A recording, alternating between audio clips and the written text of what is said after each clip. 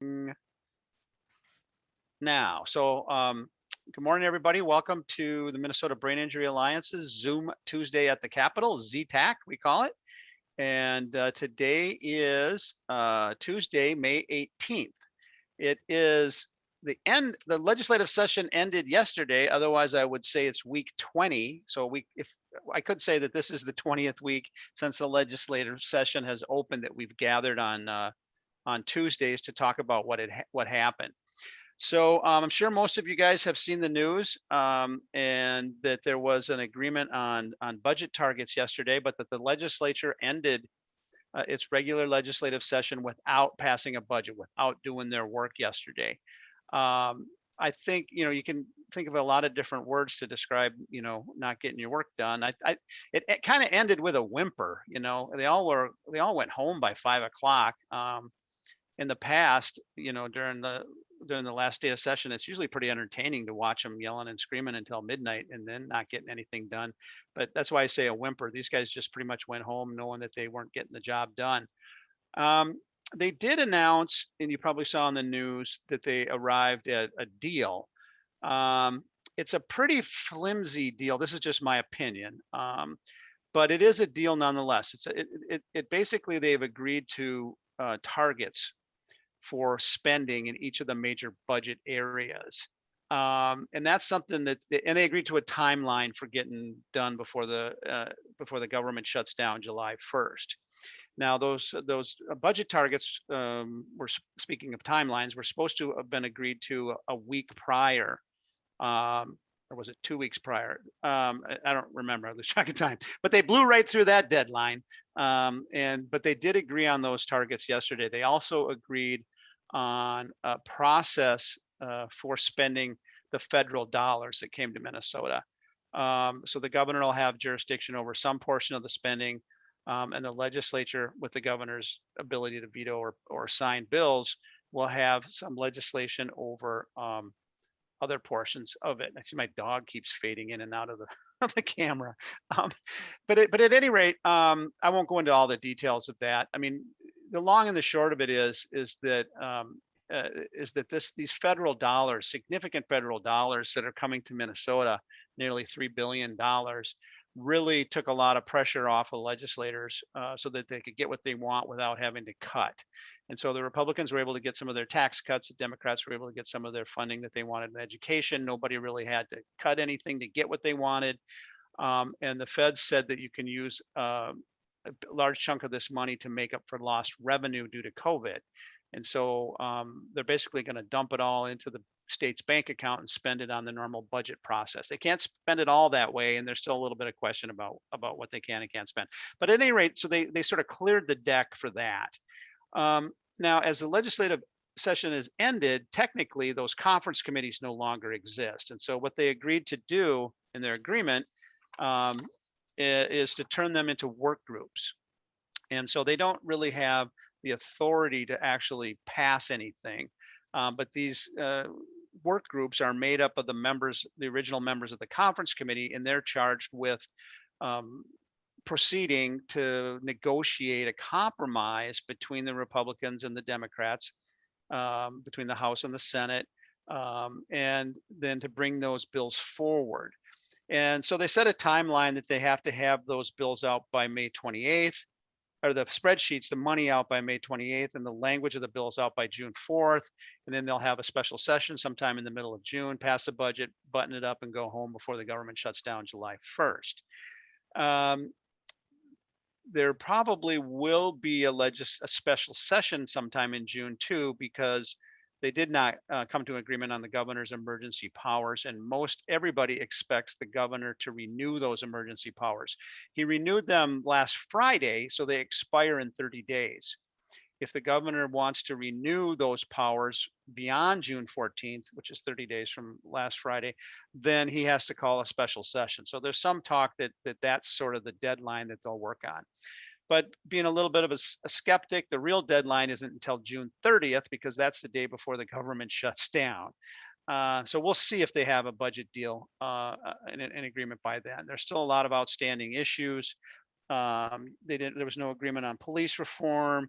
There was no agreement on any of the major policy difference in these bills. There was no agreement on some of the environmental stuff. You maybe heard about the clean car standards. There's all kinds of things that could derail this process yet. So I think what you can expect is the legislature to be back in session on June 14th, driven by the governor's renewal of his emergency powers. The governor did say in his press conference that he doesn't believe there's any, business mitigation things, meaning restrictions. I know when we were talking earlier, people are talking about already at the stores and stuff not seeing masks. I mean, that stuff's moving away, and the governor's executive orders do not require that any longer. But the governor says he needs some of this emergency authority, to proceed with the vaccine plan, to deal with the off ramp for the end of the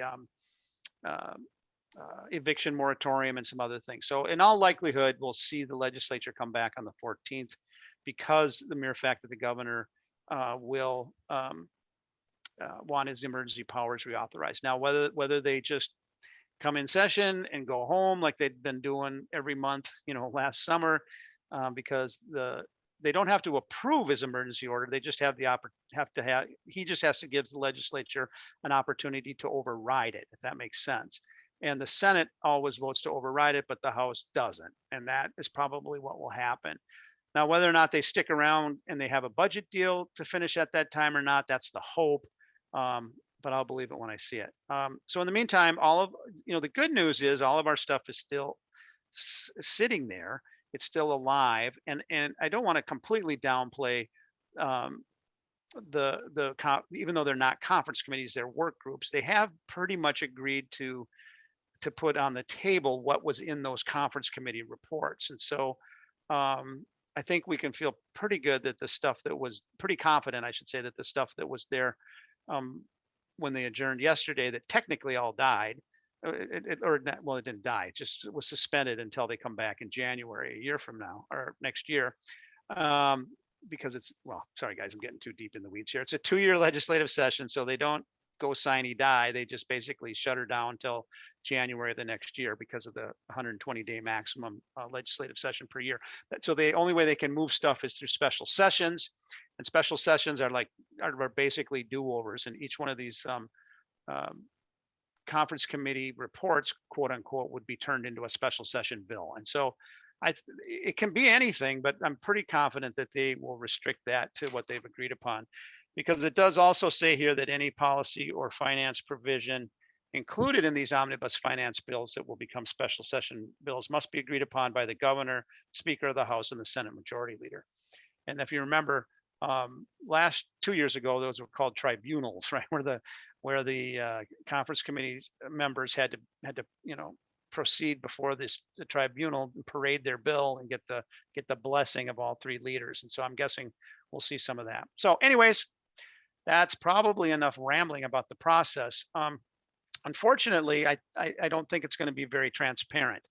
I know that it's been challenging enough with COVID to try to follow the legislative process, but at least the conference committees were on Zoom when they met. Sometimes some committees didn't meet every time they could meet, but the conference committees did meet.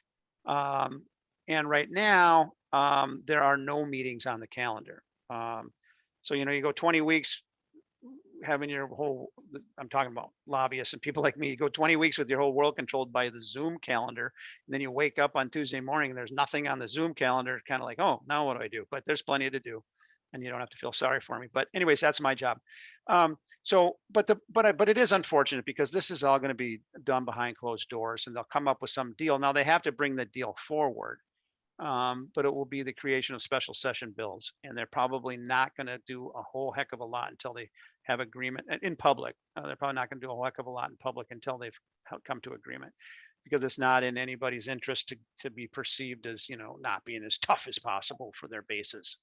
That's politics in this day and age, and I could ramble on for the rest of the hour on that, but I won't.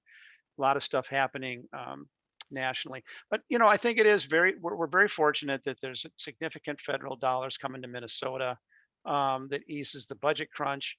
I think whether you're a Democrat or a Republican, I think you can be thankful that the federal government is doing that.